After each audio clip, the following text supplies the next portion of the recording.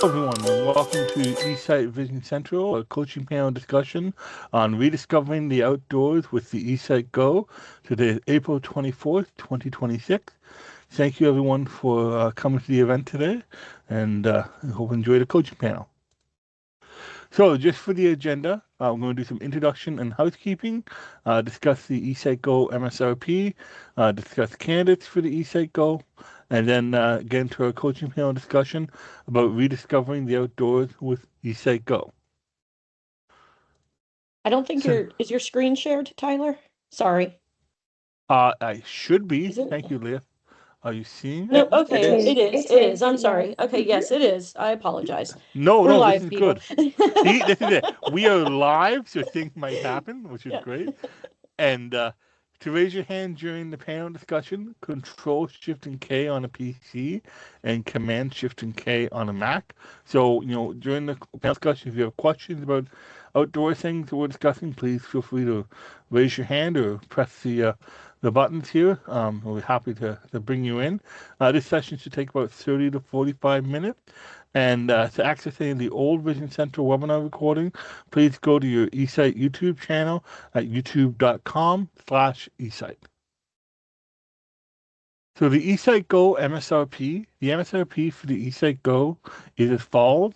The MSRP in the US is $4,950, and the MSRP in Canada is $6,600. So candidates for the eSight Go.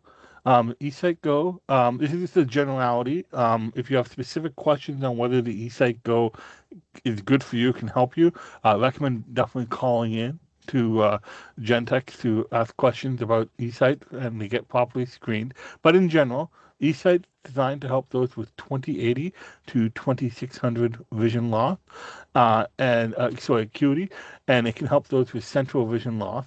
And we do recommend having some functional peripheral vision to properly see the screens of the eSight.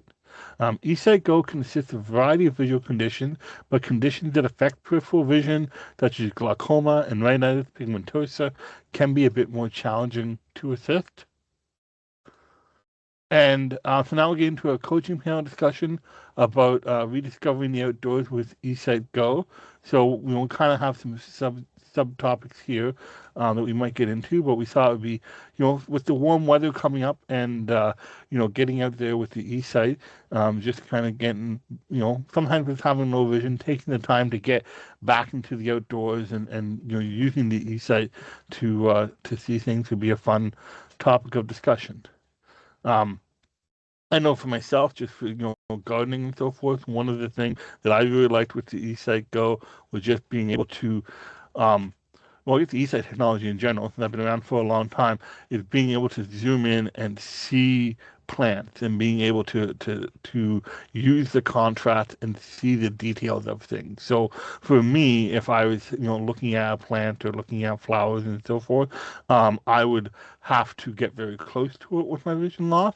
And I find with the eSight, I can actually zoom in on it and see it, and also use that contrast to distinguish the petals. Because even with my natural vision, I might be looking at a red rose, and I could see that it's red, but it would be blurry. I wouldn't necessarily see the petals per se, or anything like that. And with the eSight, being able to do that, I thought was just very cool. And so that's one of the things where it was interesting to look at kind of things like plant life and bushes and so forth, and actually get that detail and utilize that contrast to see that. Anyone else have any comments on that? Yeah. So one thing that's always stuck with me was I had a patient that hadn't she had been really into gardening. She had little plants in the house, but she had trouble watering. And one thing that really helped was adding contrast as she was um, being able to water the plants. It helped her be able to differentiate what was going on, with that. Um, what I wanted to mention when it comes to the gardening is just a little bit different, but if you're using, let's say that you were pruning or you're using a tool or something like that, remember to fall back to the fundamentals. You know, we, teach you guys to, when you are developing that hand-eye coordination, you want to find the end of your finger or the end of a pin, and you follow that and you develop those skills. Well, when you're gardening, you're using the same exact skills, only this time you're looking at the end of, a hand pruner, or maybe the end of a trowel. I think that's what it's called, right? Or Mhm. spade. Yep. I don't know. Yeah. I'm not a gardener. But, those kinds of things, kind of go along with that hand-eye coordination. That's going to be, so different. So, like if you're zooming in, like Tyler's saying, and say you're adding that contrast, and you're like, now I can see that leaf is actually kind of curled up. Grab your pruners, find the end of those pruners, take them over there, snip, snip, and away you go. So, yeah, I guess that's what I was thinking, when I was thinking about the gardening topic, and, For how to sure. put that together. For sure, and I think using the tools and stuff, that's one of the things where I find the eSight's definitely very helpful. It's funny to talk about pruning the leaves and so forth. And being able to see if the leaves need to be pruned is just Yeah. a odd sensation, to get used to that, and that's one of the very neat benefits of eSight. And even in my backyard, I planted some bushes, and I got some pruners just to trim the bushes down, and navigating that and making sure, okay, I don't have to get that close to a bush where I'm trying to line up the clippers to cut the bush down is quite nice. And but it takes a bit of hand-eye coordination to get used to. And I guess one thing I'm thinking when using tools and so forth, um, when you have low vision, when you're practicing using things, allow yourself to have a bit of room for error, and allow Mhm. yourself to have, when I'm trimming the bushes are going from, like, 6 feet tall to 4 feet tall. Are they perfectly smooth? Are they perfectly, not jagged and there's a little twig here and there poking out that shouldn't be?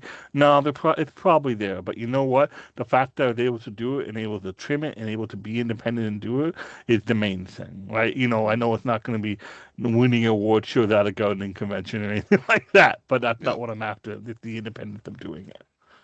And then Going Yeah. from there. also take advantage with what Richard was saying with that hand-eye coordination. Take advantage of that, the spacing underneath the device if you're wearing Mhm. it, like, okay, I'm focusing on this one particular leaf that I need to prune, or this, like this weed that I need to pull. And then with your natural vision, just glance underneath the device with your natural vision, follow your hand, reach for that thing, and then use your screens to make sure that that is what you want to pull, or, tear off or whatever, and just do it that way. Yep. Yeah, no, that's definitely a good idea, and Hmm. using combination of the two is the way to go. And I Hmm. think I think Leah, that makes a good point too. Is that when you're sometimes people I've known over the years have been very into gardening, and then with the vision loss, they're kind of a bit hesitant to um, uh, get comfortable, I say, digging around in the dirt or digging around and looking at things and adjusting plants and so forth and replanting things. And it's just, I think, trying and then using a combination of the two things definitely get people comfortable. I think it's Yeah. definitely a good thing to bring up, because even myself, like, I know when I was trying to plant some bushes in the backyard, I thought that would look nice. Trying to space them out properly with, I used a Hmm. combination of my normal vision, thinking I was about right, and then using my eSight to make sure I had it pretty lined up, and then, just to double check, I had my wife, you say, Hmm. yeah, that's good, and go from there. Now that being said, just because I was able to plant the bush doesn't mean it survived. I did have a bush die on me, so I do want to say that the eSight does not allow plants to actually thrive if you don't do the thing properly. But also, Just the death of the plant is not related to eSight. So, that is true. Right. That is true. That is true. But I Um, love the eSight for the fact that you can, as Leah said, you can look underneath it as well. You can really combine. I mean, if for a little while you're just doing stuff that doesn't necessarily require close work, you can just pop your eSight on your head. You just lift it up, rest it on your head, or rest it around your neck, and then put it back on again for the more detailed work. So I love the flexibility of that, and the contrast I find is king, really. Contrast is amazing. Just a little bit with eSight Go. It's very sensitive. So you don't need a lot, but that can really make a difference as well, can't it? Mm-hmm. For sure, for sure, and definitely, I think with the contrasting, one of the so I had a rubber tree plant in the house, and um, it looked very cool, and but it was also one thing that wasn't ideal for the cats. So we had to get rid of it.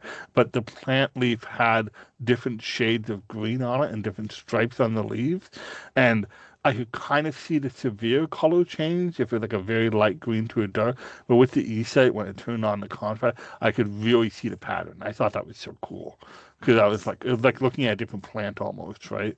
And being able to see Oh, that. it can be. Yeah. Absolutely. And It and, can and be. keep Mhm. and keep in mind that when you're using your eSight, you can use the different tools to different effect. Like when Tyler's talking about adding that contrast to that particular, he's looking at that particular leaf or that particular plant, and it's making, the veins stand out. It's making all these other details stand out. Remember that that's also artificially making those things darker, right? So the color might look a little bit different. So maybe in order to see those aspects, you focus on the zoom, right? So you can see Yes. the detail using the contrast to see those veins, but then you back out the contrast and just work with the zoom, and now you're seeing the full color spectrum of the plant. And so over time, you'll kind of start to integrate these different tools for those, even when you're doing the same task, different aspects of it. Mhm. Um, and then also, I just wanted to, I encourage everyone to try, try everything, but at the Mhm. same time, build yourself up. If you're not super comfortable at first, keep doing other things until get comfortable. Yes. For example, like um, I had to, I was using eSight for quite a while before I used the the pruner on the pole type of thing. I can't see the end of a of the pole with that, like forget it.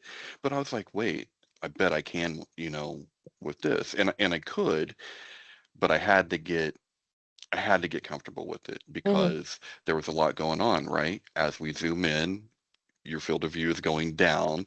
So I'm trying to use natural vision to follow to what I think is the end of the pole, or as far as I can anyway.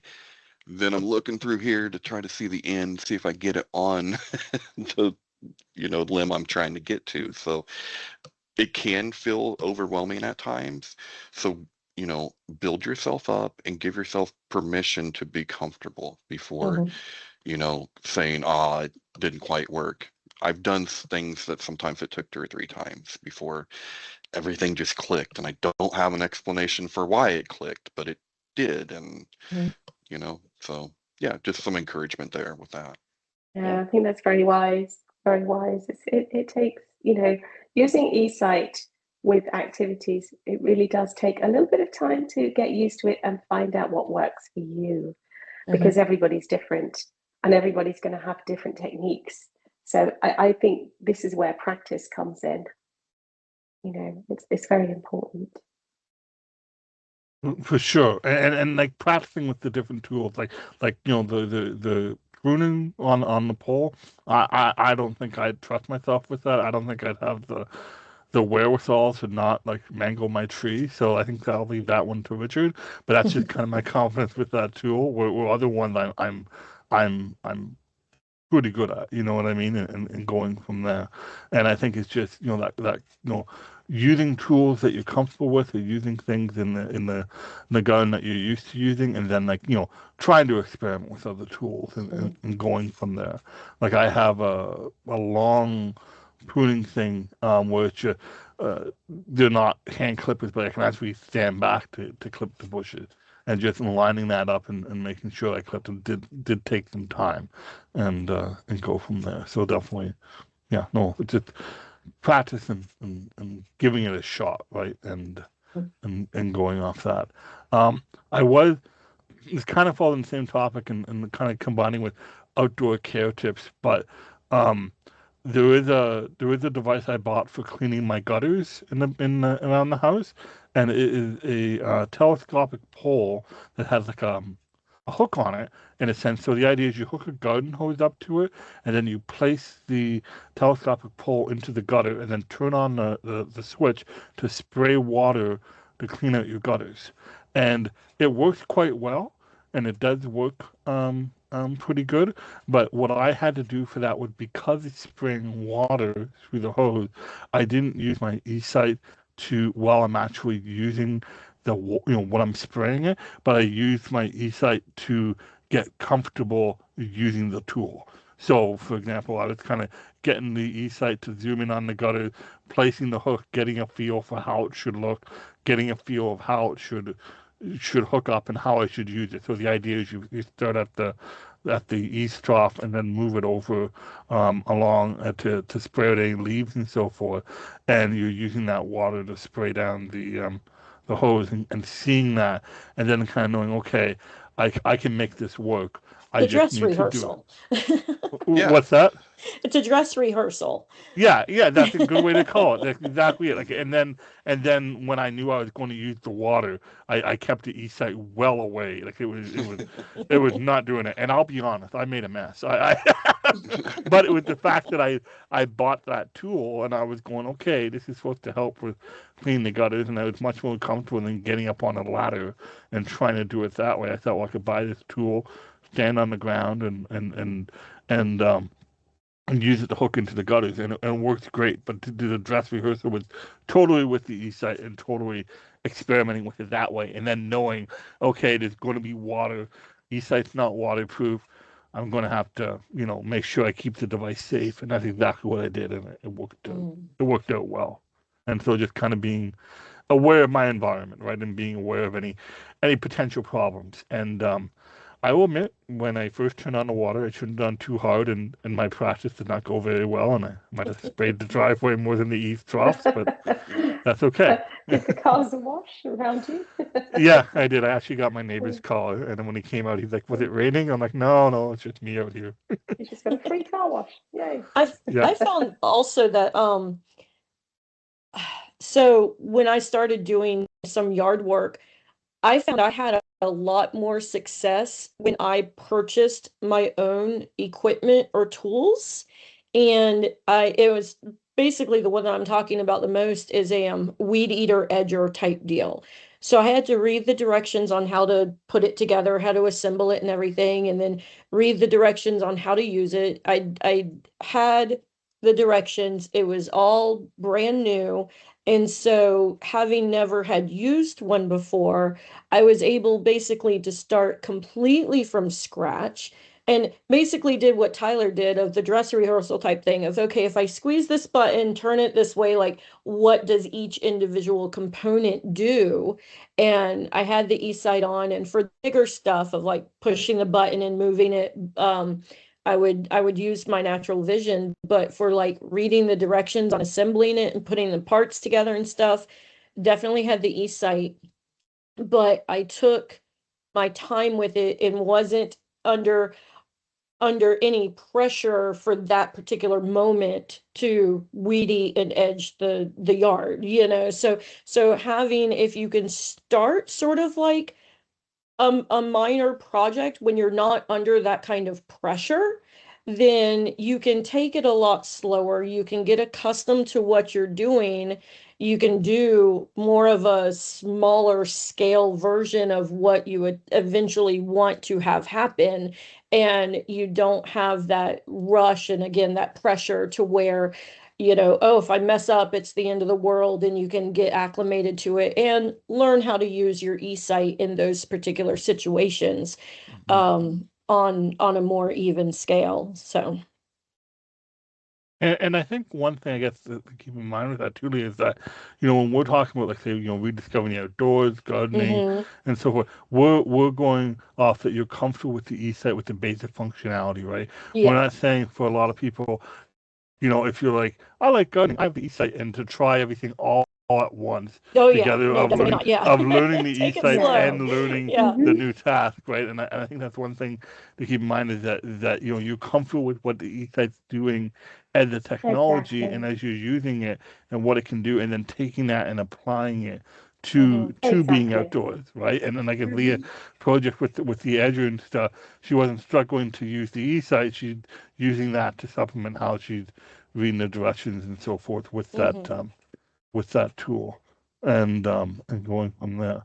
Um, Now, Leah, I have a question, just thinking Yeah, out sure. loud for that. So you're saying, when you're purchasing your gardening tools and so forth, is there anything you were after concerned about, as someone with low vision, and knowing you had the eSight, like, with the colors or anything like that you had in Yes, mind? so I definitely have a particular brand that I lean towards, just because of the color combinations for it. And it was mainly like one of the first things that I got that, um yeah, it was pretty much based off of the color, and it Yep. was high contrast. I'm not going to name any names or anything like that, but because everybody has, Richard wouldn't be able to use it, with being Right. colorblind, but yes, high contrast, something to where, if it's in like a dim shed or something like that, you can see the color off of it and everything, and um it's not green like grass, it's not a normal, found out in the wild type color and everything, so the color scheme is good for it, so yeah. Okay. No, that's good, and that's the Hmm. one I was thinking of too, because I know you, when you mentioned you got the edger, I thought you mentioned that there was a color combination with it that you liked, Yeah. and I know for myself, I try to get gardening tools and things that aren't green. Hmm. It's very common to get, like, pruners and Yeah, snippers. green or black where it would blend into rocks or concrete. Yeah, E- you want e- to you want to have stuff that is as high contrast as humanly possible. Yes. Yeah, yeah, Hmm. and, like, and I find that can be very helpful. And when trying to find things and pick them up, and so forth. Hmm. It's because the contrast helps on the east side, but ideally, I don't want to be looking for the green pruners on the green grass, Hmm. and Yeah. And if you Exactly. already have Exactly. gardening tools like a trowel, like the hand tools and stuff, they sell, um the it's sort of like paint, but it turns into rubber that you can dip tools in, like the handles of tools in, to coat it into a rubber coating.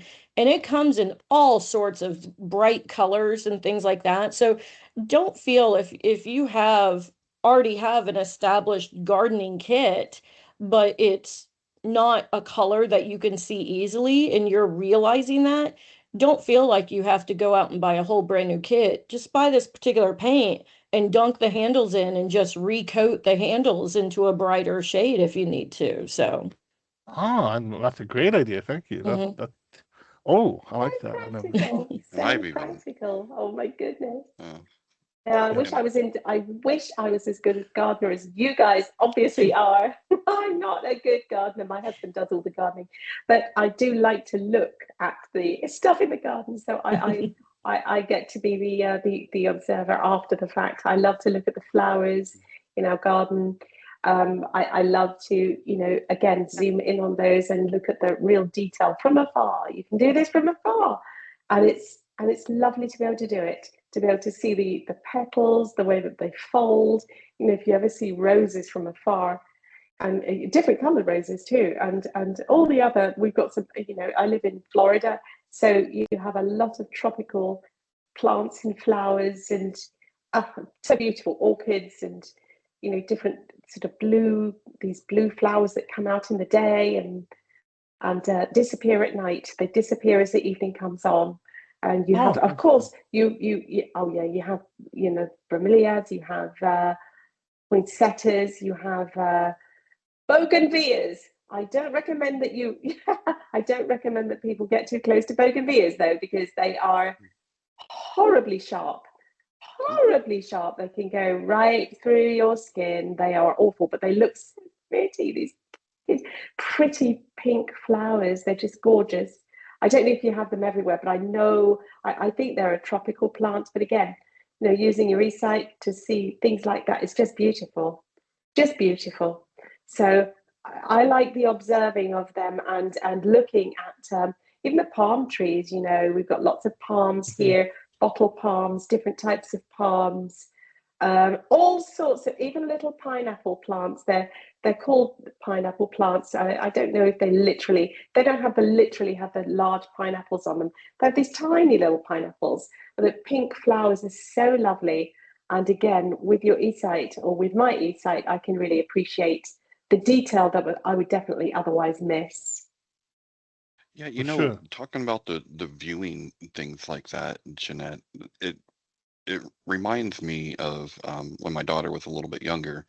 We used to go to a lot of zoos, and a lot of times they would always have like a little garden place that would be, I don't even know what the right word is, but it's a butterfly kind of enclosure, right? Yes, yes. And you would, and you'd be able to see those as well, but they're flying around, they're moving around. But if you were able to see one when you were looking at a plant, I would always try to do that freeze frame and be able to, hold that menu button down, freeze the eSight, and that way I could zoom in even if it took off. And so, even if you're viewing something like that, that might be Mm-hmm. at a garden place or I guess a botanical type of garden, um, you can, remember, use your freeze frame if it's something that can fly away.